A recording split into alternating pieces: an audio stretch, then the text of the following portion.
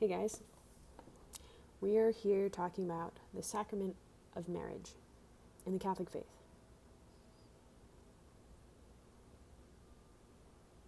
The sacrament of marriage is very important. It is a vocation given by Jesus Christ himself, and it is holy.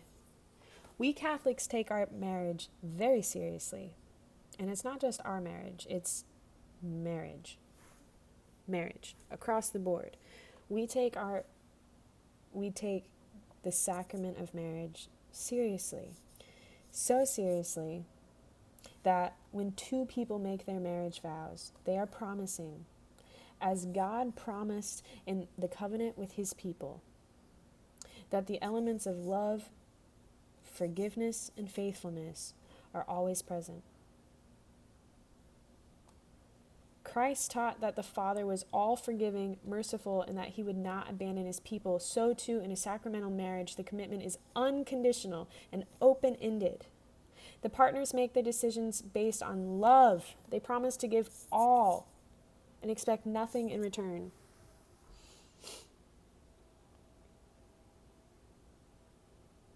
It's a celebration.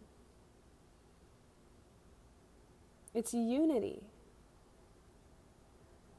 Two people have fallen in love, true love, and are coming together to be united forever. That's awesome.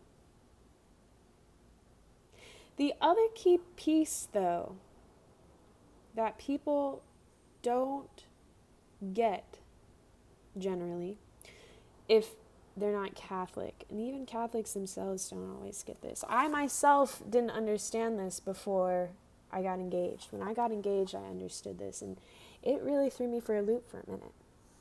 But the other key piece to marriage, the Catholic marriage especially, but marriage, its intention, its entire intention of marriage, not just in the Catholic faith, but marriage across the board, is meant for procreation. That is why we don't recognize same-sex marriage. You cannot procreate with a man and a man, or a woman and a woman. You need a man and a woman to procreate. You can use syringes, you can use tubes, you can use whatever the hell you want, but you cannot procreate without the man's seed inside the woman. I'm sorry. That is natural law. And so marriage is not only a union of two people who have fallen in love, which is what people think. Oh, I love you, let's get married. 5 years later, let's get a divorce. I don't love you anymore. Because love is not a feeling. But people think it is. It is not just a feeling. What is love? Let's go to the Bible.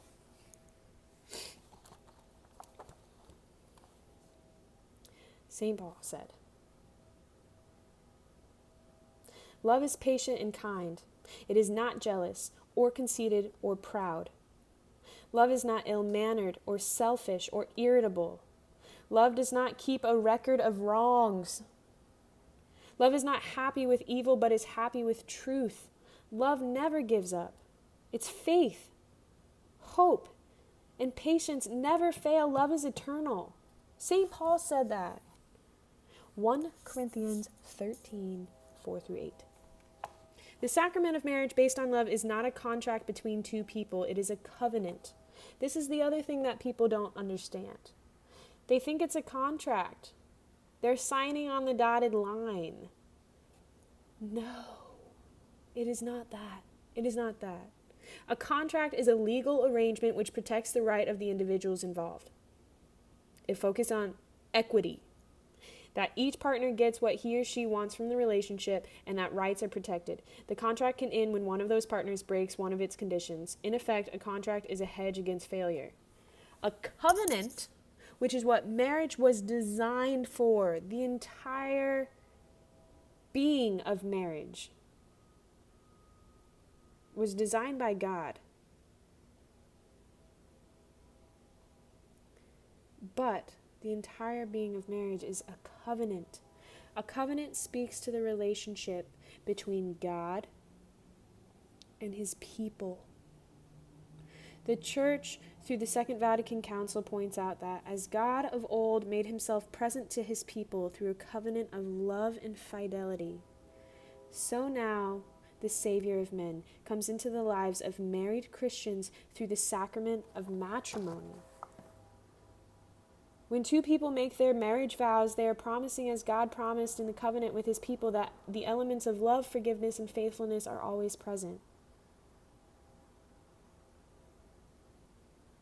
This is marriage. If you don't feel these things or feel as though you connect with these things and you're engaged, that might be a red flag for you. I urge you to talk about it. Communicate. Listen and understand. Don't put your own 2 cents in. Just listen. Receive information without having an output. Until that person is ready and until you know what that output they're looking for or ready to receive. It's all complex, but it's also simple. Okay. So, marriage is a covenant designed by God for a man and a woman.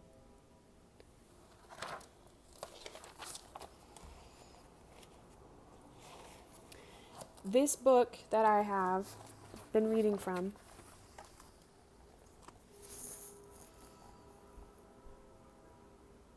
Preparation for the Sacrament of Marriage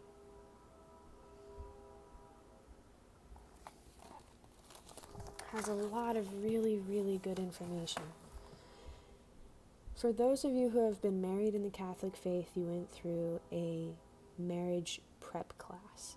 And those of you who are getting engaged will be going through that. And those of you who aren't Catholic, well, I don't really know what you guys do with marriage. I think there's a marriage prep class, but I don't know anything about that because I haven't experienced it.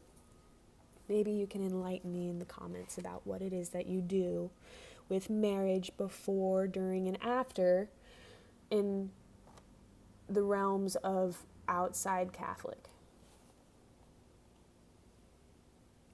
But what I'm going to talk about today is how marriages break down. Some of them. Not all of these are going to apply, but some of them will apply to most that break down. Lack of self-understanding. Lack of self-understanding is a person that reflects little on their own behavior that has contributed to the breakdown of the marriage. Do you self-reflect? Do you go to bed at night and in the morning and literally every single moment of your day question what you are doing and why you are doing it? Is it for good? Is it really for good, honestly? Or do you have a little bit of deviousness in it? I have had many friends in the past that gossip and are catty and love the drama, even though they literally say, I hate drama. Which is interesting because just based on the shows they watch on Netflix or Hulu or Amazon does not compute with that. And so to me that says their self-reflection is not happening. I encourage you to self-reflect. Pay attention to the words that you speak and the actions that you act. And the thoughts that you think, even just from the thoughts yourself, your very breath, the thoughts that you think will come out of your mouth, will come out of your hands. If you think evil thoughts, you will produce evil acts. If you think good, pure thoughts, holy thoughts, honest thoughts, true thoughts, kind thoughts, gentle thoughts. You will start to rework your mind, which will start to rework your mouth, which will start to rework your words, which will start to rework your heart, which will start to rework your actions. Complex but simple. Self-reflect. Lack of self-understanding, lack of understanding of the spouse. At times, a person's own needs are so intense that an understanding of the spouse is seriously hampered. A lack of understanding of the spouse. I literally just went through this. The last 48 hours, really it's been about the last 4 weeks, but even further back than that. My husband and I stopped understanding each other. It became a battle, which neither him nor I are interested in fighting, thus the emptiness of my house. We are more interested in understanding each other. Again, thus the emptiness of the house. Though in the beginning was frustrating for me, because I love to just get it all out on the table. Let's sort through it. Let's reorganize it. Let's figure it out. Let's break down the bad. Let's go through the good. Let's come back together and get it done and over with. I don't want to waste any more time being upset.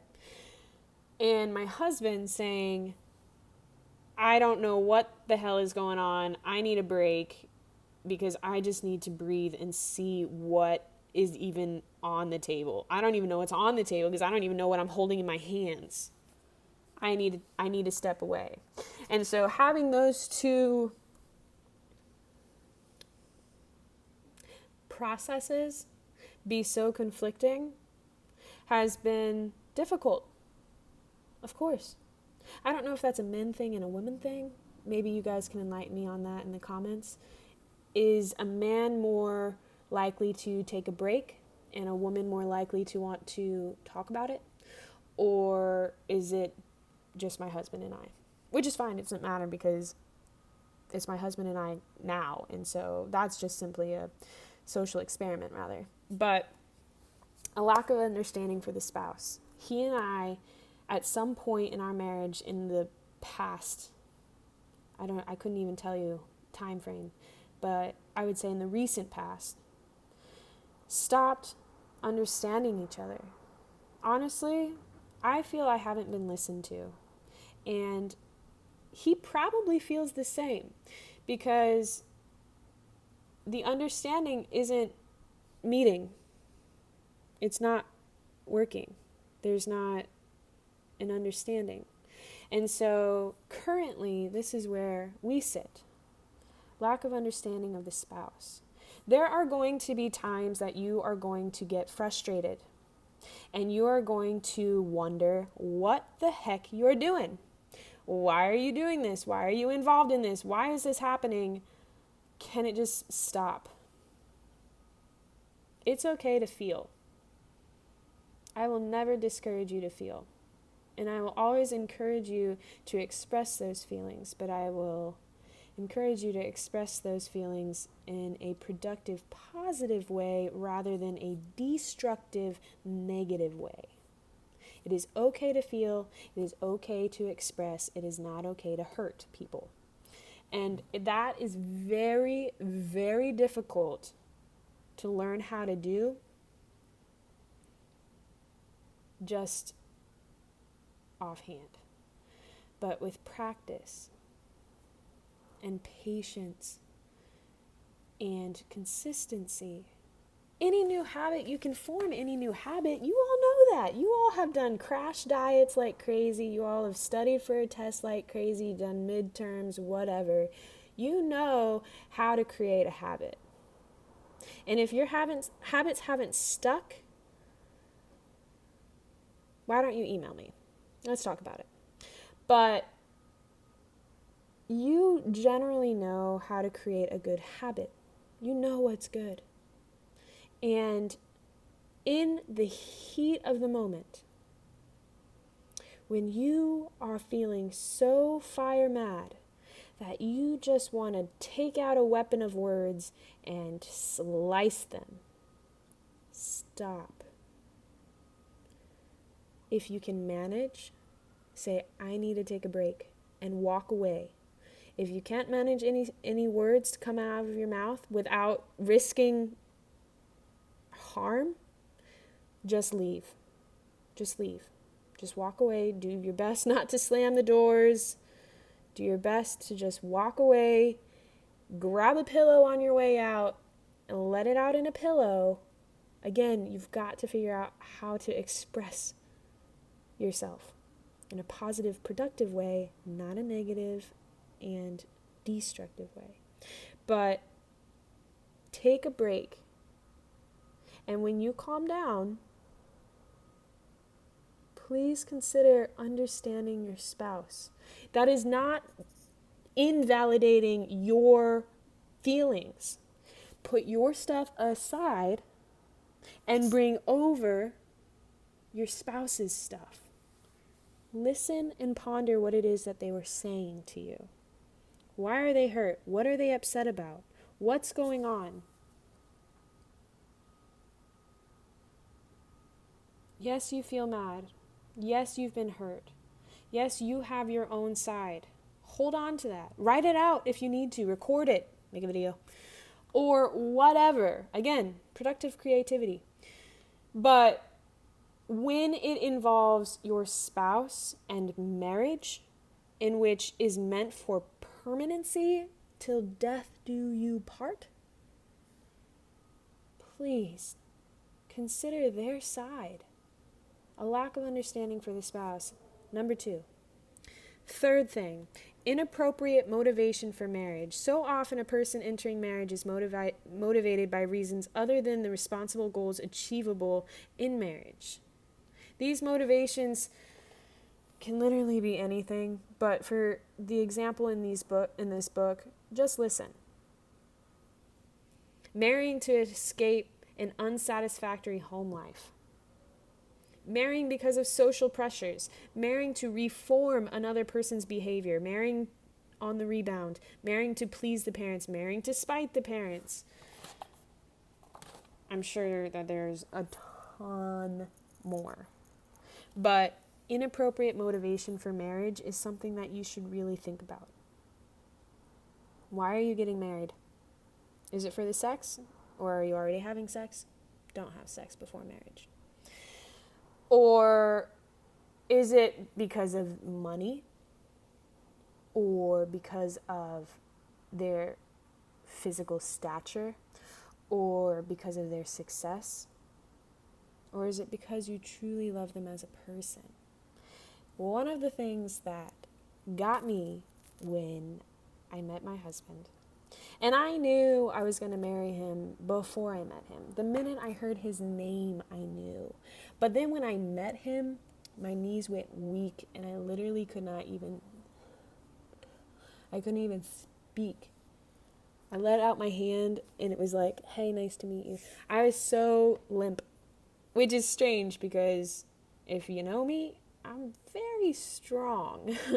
I would definitely stick out my hand and nice to meet you, I'm Jen. But when it comes to my husband, I couldn't even gather myself because I was already so in love with him, but I didn't know why. But I also knew I was going to marry him. But again, I didn't know why. And as we continued our relationship, I discovered his deep, deep love for Christ. A love that I have never found in anyone else who is meant for marriage. I found the love for Christ in a lot of priests and a lot of nuns and sisters and brothers and faithful people like that with that kind of vocation, but I was meant for marriage simply because I was meant to have my kid. My son is amazing because he has an amazing dad, because his dad was so devout to Christ. And that is the number one biggest reason why I got married. because I knew I wanted a partner so devout to Christ who could help teach me how to be devout to Christ too. And so having that be our bond has been incredible. That's why I talk about Catholic marriage. That's why I talk about my faith, because it's such a big deal to me.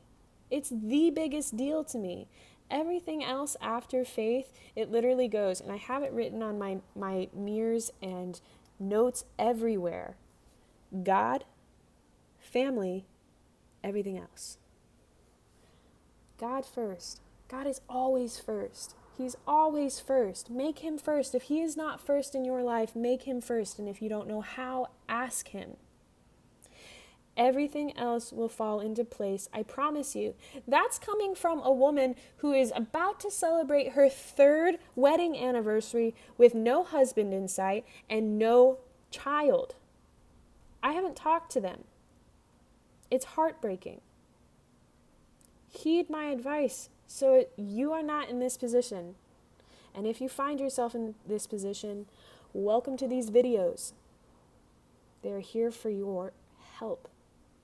Well, they're here to help you. Words.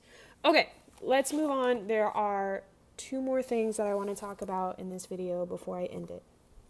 The 4th reason that a lot of marriages end is they have poor models of marriage.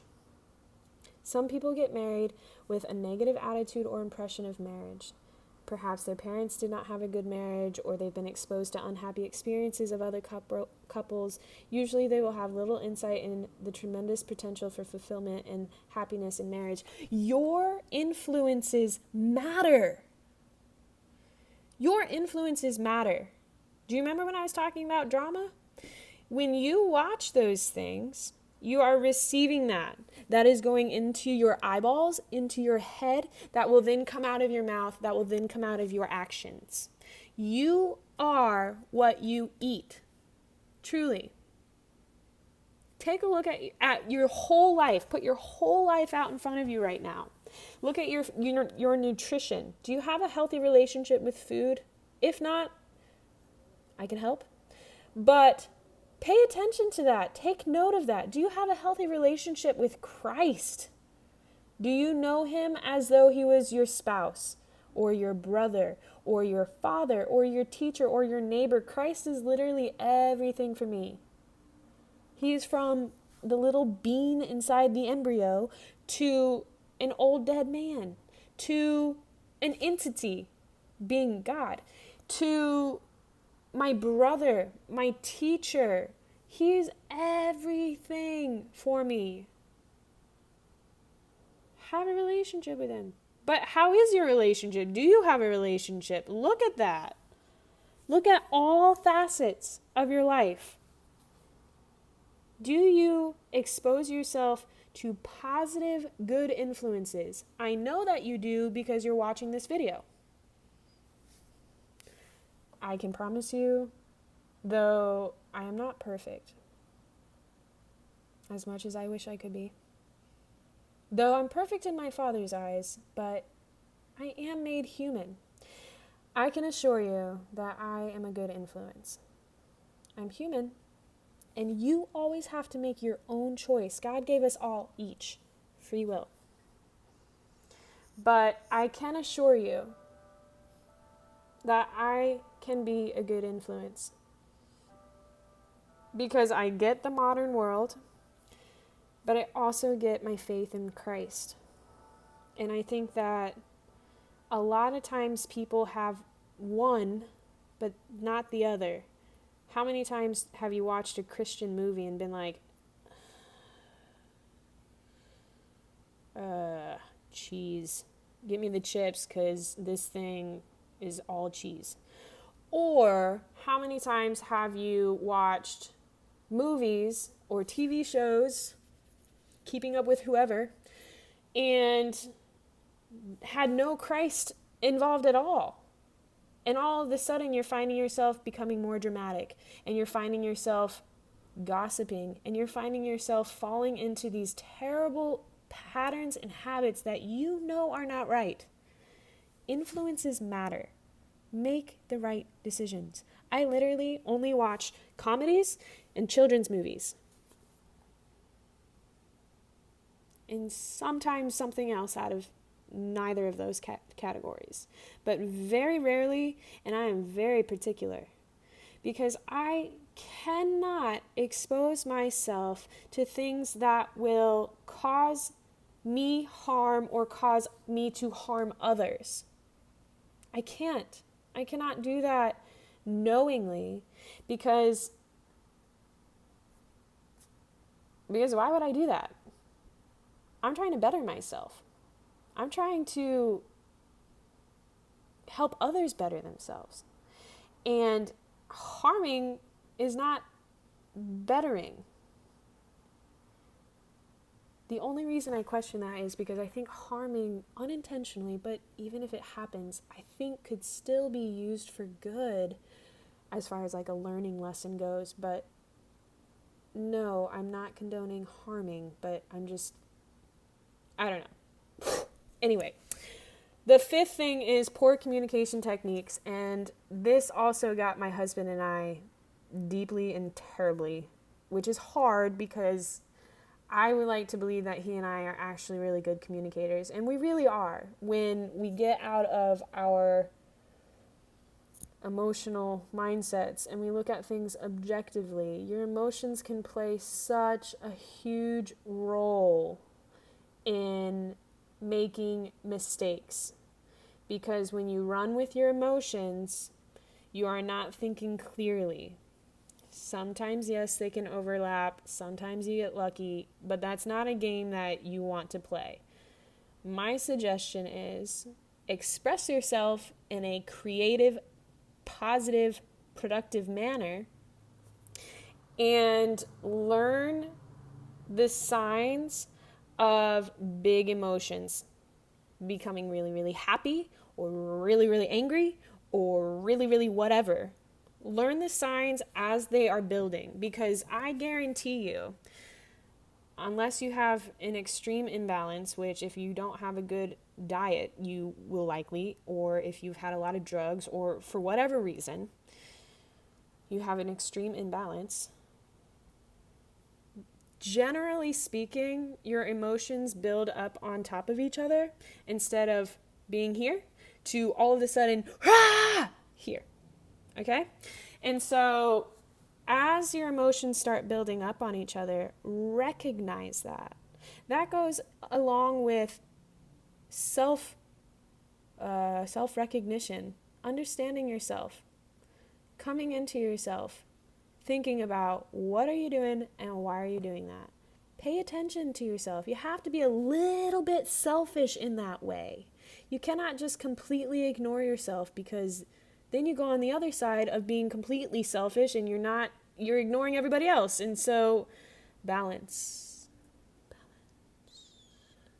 Poor communication techniques. Some people get married without understanding how to communicate, how to relate to each other effectively, because of the lack of understanding of self or of the spouse, and the lack of motivation. Fear and anxiety develop in a relationship, which creates heartbreak.